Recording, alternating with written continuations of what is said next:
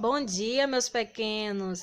Então, conferiram aí a correção direitinho, observaram aí os seus cadernos, se vocês acertaram, se está correto, se vocês se atrapalharam em algo e corrigiram. Pois é, depois dessa correção, vamos iniciar então as nossas aulas. Hoje teremos aula de história. Lembra que nós estudamos aí sobre a cultura indígena? Pois é, hoje vamos estudar aqui sobre as habitações dos indígenas e também sobre a sua alimentação. Vamos lá. Entre grupos de indígenas, que nós chamamos ali de tribo, há muitas formas de se conceber e construir moradias. Quando falamos em conceber, é ganhar, isso ou gerar. Então vamos lá. Pois cada tribo tem um jeito diferente de pensar e de se relacionar com a natureza. A gente sabe, que o povo indígena ele se divide em tribos, cada tribo com seus costumes, com a sua relação com a natureza, com seus cultos, seus rituais, as suas crenças. E hoje nós vamos perceber aqui também a diferença dessas tribos com relação às suas moradias. Vamos lá. Tá, mas não é só oca? Todos os índios não vivem nas ocas, não é a mesma coisa? Não, hoje você vai perceber que há uma diferença. Olha só, a oca, como nós já sabemos, é uma habitação típica dos indígenas. É ali a marca registrada, E essa palavra, a palavra oca, ela tem uma origem da família linguística tupi-guarani, faz parte ali da linguagem dos indígenas. Mas há diferentes tipos de ocas, como eu já falei para vocês. As ocas, elas podem ser, tanto circular quanto elíptica, como semi-elíptica, retangular ali ou de outras formas, etc. E as ocas nas aldeias indígenas, elas têm uns formatos diferentes. Podemos perceber aqui, logo nessas imagens aqui do lado, tá vendo? Ela pode ser circular, que é essa primeira imagem. O que é elíptica, elíptica tem relação com triângulos, tem relação ali com coisas pontudas. Então, quando uma oca está no formato de triângulo pontudo, ela vai estar na elíptica. Semi-elíptica é aquela tanto no circular, que tem a base circular, como essa imagem aqui de baixo, quanto elíptica lá em cima. E a retangular, essa última aqui que nós estamos vendo. Essa daqui de baixo próprio, porque a senhora colocou essa daqui de baixo. Essa de baixo aqui, ela vai ter várias formas. Ela vai, então, possuir todas essas outras formas que nós vimos aqui. A circular, a elíptica, a semi-elíptica e a retangular. Nas aldeias, dentro das ocas, vamos conhecer aqui um pouco mais sobre como é dentro da oca. Os locais lá dentro são sempre amplos, são sempre grandes, vastos. Por quê? Porque a morada ela é coletiva. Na maioria das vezes, essas ocas elas abrigam não só uma família, mas várias famílias indígenas, não é? Sendo espaçosas por dentro, elas precisam ser grandes e com grandes dimensões. E acredite, não são construídas sozinhas, não é uma pessoa só que constrói uma oca, são várias pessoas. Então os homens ali da tribo, eles vão ali ser responsáveis pela construção dessa oca. Elas sempre são construídas em mutirões. E nós sabemos aqui que para construir uma oca, eles utilizam ali materiais da natureza, disponíveis no entorno ali de toda aquela região, que vai ser madeira, palha, cipós, o barro, a argila, que nós conhecemos ali como argila, entre outros itens que eles utilizam na natureza. E esses itens, eles não são itens duráveis. Eles não duram tanto tempo ali como dura a vida de um indígena. Então, ao longo de toda a vida dos indígenas, eles estão sempre ali construindo moradias. É possível até que um indígena ele ajude ali a sua tribo a construir inúmeras ocas para a sua moradia. E quando essas ocas elas se acabam, elas acabam se desfazendo com o tempo, o que os indígenas fazem? Eles constroem em outro lugar, eles mudam ali de moradia. E também eles mudam quando os recursos daquela região eles se esgotam, como a caça, a pesca, coisas que eles precisam para sobreviver. Então eles são considerados também como povos nômades. Sobre a alimentação indígena, observe aqui que a alimentação indígena ela é uma comida muito saudável. Vocês sabiam disso? Pois é rica em vitaminas, sais minerais e outros nutrientes, muito saudável. Sabe por que essa comida indígena é saudável? Porque ela não passa por processos de industrialização, ela não recebe componentes químicos para sua conservação e nem são modificadas, são naturais, retirados da natureza. E está sempre baseada ali, ó, em espécies que eles caçam, né, e eles consomem, nas plantas que eles plantam e colhem, e é constituída ali, resumidamente, por animais, frutas e sementes. Observe aqui, ó. Os indígenas, eles têm diversas formas de preparar os seus pratos. E claro que eles vão precisar de utensílios para essa preparação, não é? Então, dentre as formas de preparo, eles podem ali fazer a fermentação, eles assam também ali os seus alimentos, eles moem, ralam, pisam, espremem, peneiram, conservam, entre outras formas, né, que nós podemos ali destacar. Observe aqui, ó, esses itens abaixo aqui, que são os itens indígenas, artefatos que eles utilizam na produção da sua alimentação: a cabaça, a cerâmica, o vaso ali de cerâmica, o pilão e esse instrumento aqui, ó, que se chama urupema. Esse urupema, ele pode ser ali utilizado na separação de sementes, para coar, peneirar, entre outras coisas. O pilão a gente sabe que é para amassar, não é? Observe aqui uma coisa também, a mandioca, ela tem muita importância na vida dos indígenas. Por que a mandioca ela é muito importante? Nós podemos até dizer que a mandioca, ela é o componente mais importante na alimentação dos indígenas. Ela é uma raiz, vocês sabiam? Quando nós falamos que é uma raiz, significa que ela se desenvolve, ela tem a sua formação abaixo da terra. A mandioca, ela por ser carboidrato, ela fornece energia para os indígenas. Ela foi até citada na carta de Pero Vaz de Caminha, sabia disso? Quando eles chegaram aqui no Brasil, eles observaram muitos indígenas, eles começaram a registrar a vida que os indígenas eles tinham. E ele disse assim, que já que os indígenas eles não conheciam o trigo, que era a alimentação que eles consumiam, como eles poderiam ser tão fortes e saudáveis? Olha aqui o segredo. A mandioca, os indígenas eles gostam muito dessa raiz e eles ali não podem dispensar da sua alimentação.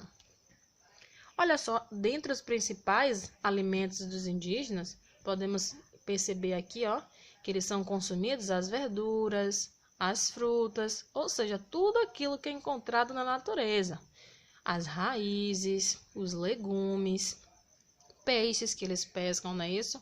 A carne de animais e alguns cereais e também a castanha.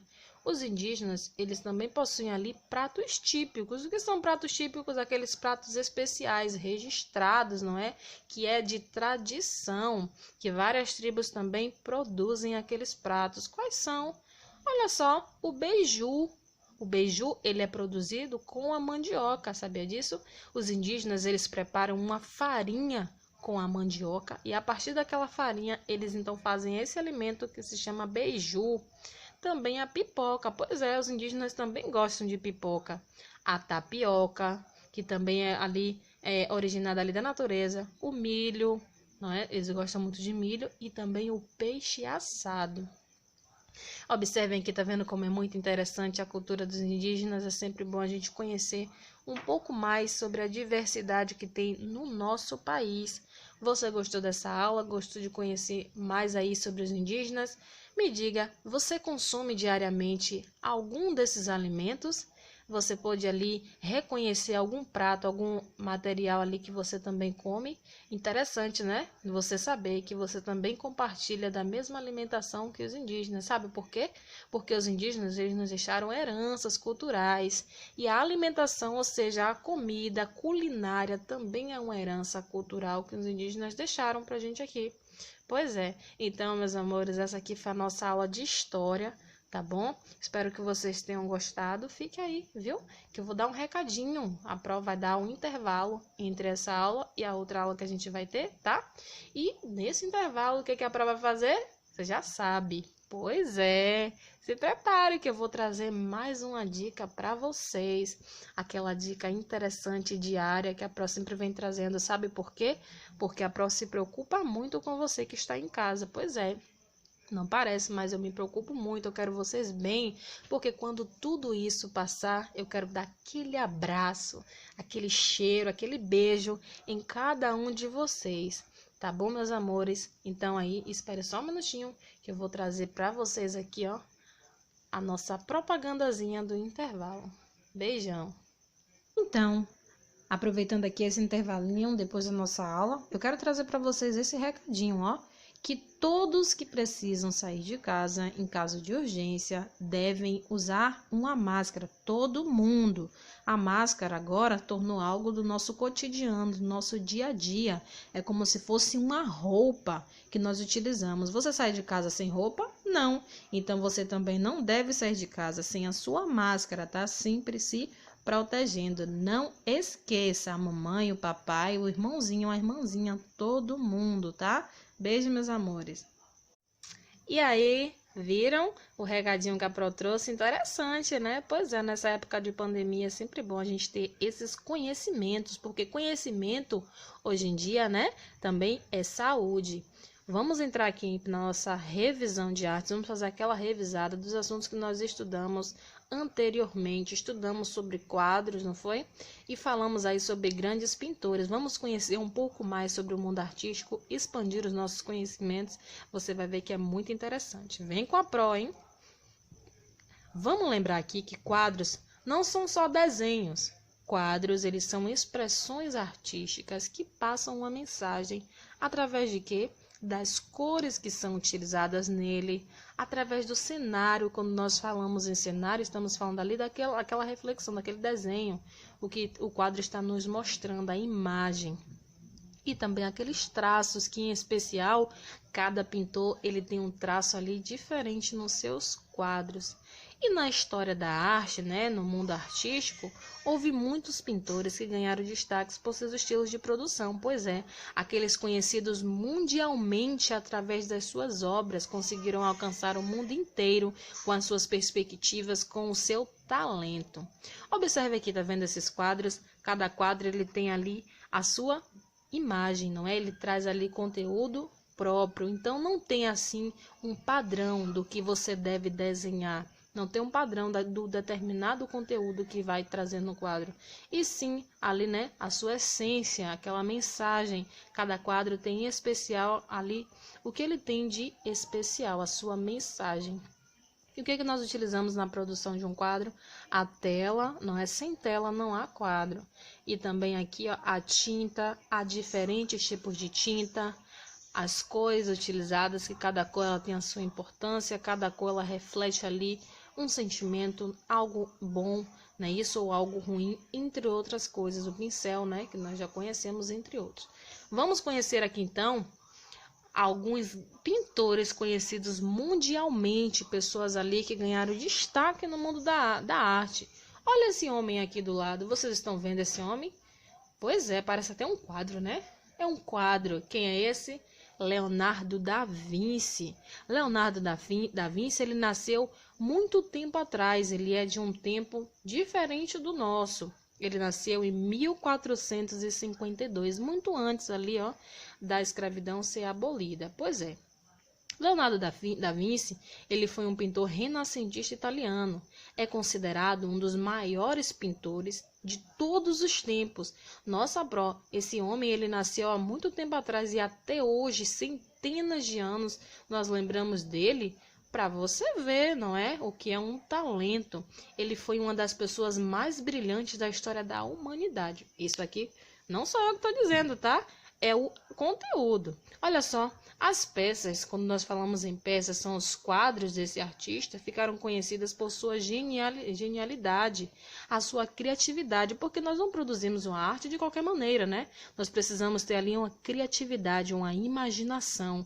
E há uma coisa também nas pinturas de Leonardo da Vinci, é que elas pareciam pinturas perfeitas, pareciam ali pinturas técnicas, bem elaboradas. Ele foi um dos primeiros italianos a usar a técnica de óleo sobre terra. A tinta mais utilizada ali pelos grandes pintores é justamente essa tinta, a tinta a óleo. Ela refletia ali mais a imagem, ela ressaía muito mais o desenho do pintor. Tá vendo aqui Leonardo da Vinci? Olha essa obra aqui, esse quadro do lado. Vocês conhecem essa mulher? Pois é, essa mulher aqui é a Mona Lisa. Você sabia que foi Leonardo da Vinci que pintou a Mona Lisa?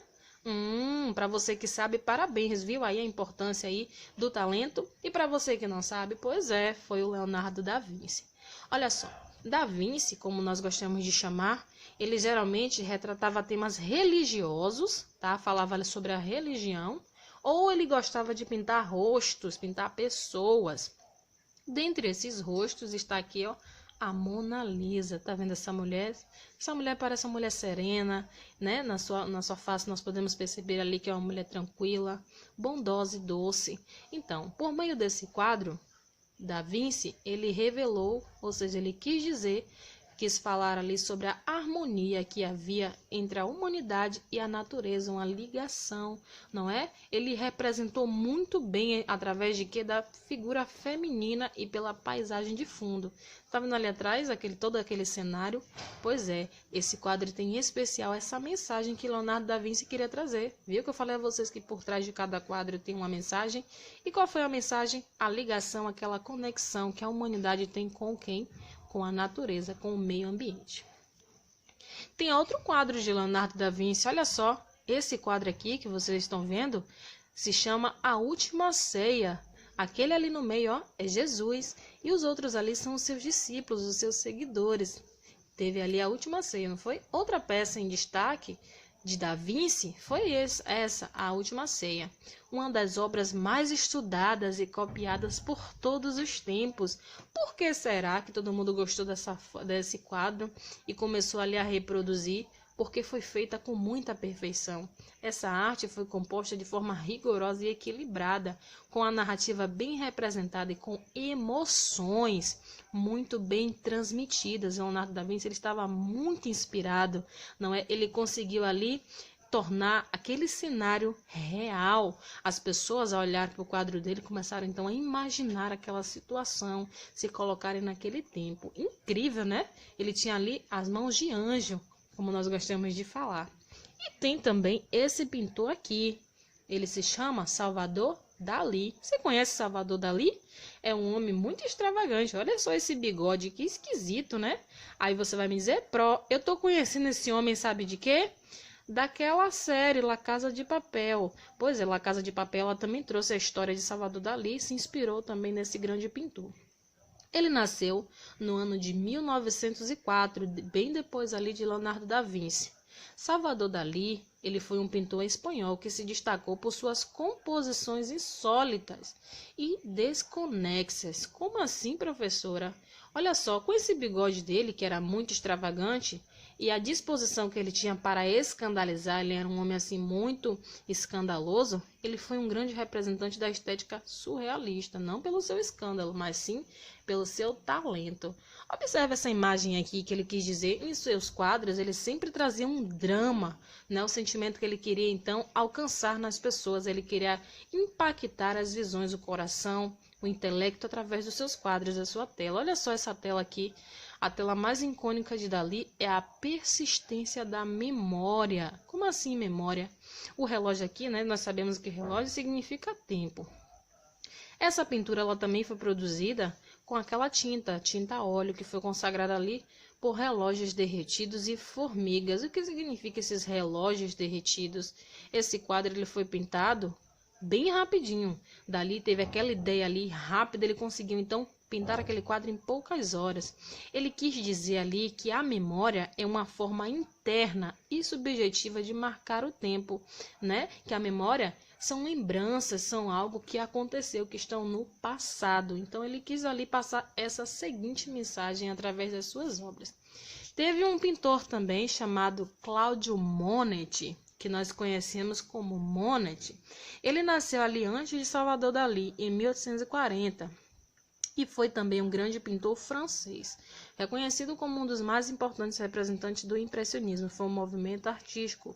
Dono de uma vasta obra, ou seja, ele tinha muitos quadros, Monet foi um dos maiores pintores da história na técnica do óleo. Nossa, professora, essa técnica do óleo, então eles só utilizavam essa tinta, né, Tinta guache não. Pois é, tinta guache não. Ele sabia extrair da tinta e dos seus pincéis uma estética pouco registrada. Então ele tinha ali em especial o seu toque, os seus traços.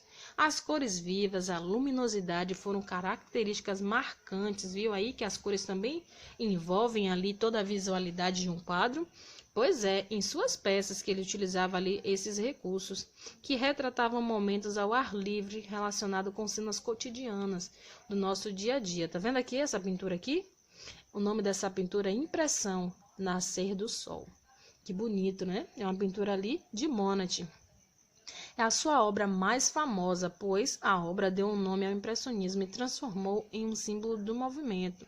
Várias pessoas começaram então a seguir ele através dessa obra. Por meio dela, o artista retratou o que ele quis dizer, a luz e os seus efeitos na natureza. Olha só o sol, tá vendo? Preferindo destacar a rapidez e a espontaneidade do traço, a precisão do contorno. Que lindo esse cenário e ótima mensagem. E teve também do Edvard Munch. Eu não consigo pronunciar direito o nome desse pintor. Edvard Munch. Nascido em 1863, Edvard Munch foi um pintor e gravador norueguês. Ele era da Noruega. Ele foi considerado também um dos maiores representantes da corrente expressionista do século XX, século passado. Esse artista ficou conhecido por abordar temas relacionados a tragédias. Nossa, ele escolheu isso para ele pintar? Pois é, tragédias, coisas tristes, por meio de peças que transmitiam sensações de angústia, de perda, de desespero. Isso não significa que a vida dele era dessa maneira, tá? Mas que ele gostava, era aquele hobby, era o que ele conseguia se inspirar, na dor e na tristeza. Observem aqui que interessante, essa obra foi a obra mais famosa ali de Edvard Munch, se chama O Grito. Você já deve conhecer essa obra, né? Porque ela foi conhecida mundialmente. Nela, né, há aqui uma figura humana que não representa linhas reais, mas ela se contorce sobre o efeito de emoções. Então aqui, né, através desse quadro, ele quis refletir os sentimentos que fazem parte da natureza humana, os sentimentos que não são bons, porém eles estão ali quando nós enfrentamos situações difíceis, né? Livro de História, página 88, 92 e 93. E Livro de Artes, página 31, 32, 33, 34 e 35. Meus amores, quero falar também sobre aquele projetinho, tá, da disciplina de oficina. Nós tivemos que produzir objeto reciclável. A nossa próxima aula de videoconferência será na quarta-feira agora. Tá? Mas a nossa apresentação ainda não é para essa quarta, é para outra semana. Vou estar explicando direitinho para vocês lá no grupo, tá bom? Beijão!